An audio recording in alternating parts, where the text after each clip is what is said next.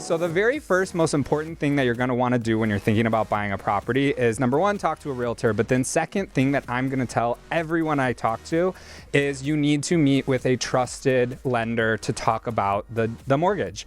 The last thing that you ever want to do is get into a situation where you're paying too much for your home, and people get caught up in the purchase price. But at the end of the day, and Joel knows this, I mean, and he's really driven this home with a lot of my clients, is that the monthly payment is what matters. So what you want to do is actually get educated up front, and we walk you through it so that we're teaching you not just what you're pre-approved for, but more importantly, that comfort level.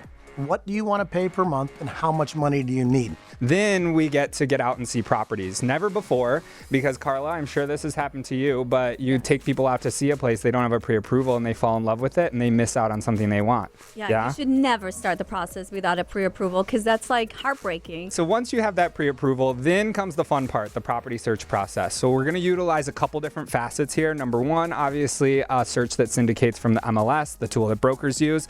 But the really cool part, and this is something that a great realtor is going to be able to do for you, is searching the private network. Those of us who are out there doing deals all day long, we know each other. We try to put deals together with realtors who are like-minded. Once we find the right place, then the negotiation piece comes in. And Karla was talking about this earlier. You have to figure out what is the seller's motivation. It's not always price, as we've seen time after time. What are some of the other things that a seller might want?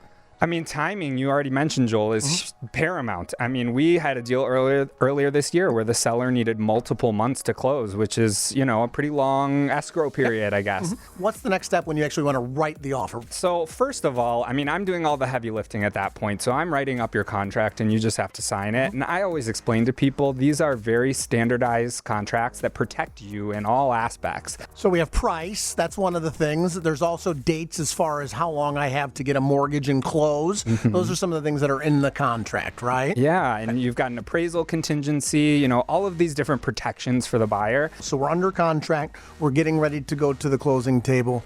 What does that look like? The most important thing I would say is making sure that you have a lender that's getting all of the appropriate documentation to get your loan clear to close proactively. The worst thing that you can do is have someone that's going to be in the 11th hour when the clear to close is due for the property, asking for new documents, new budgets, things like that. So Joel has been so excellent with our team, and he gets people clear to close in like 10 days, 12 days. I mean, and that really scares them, because then it's like radio silence, but I tell them it's because everything's done.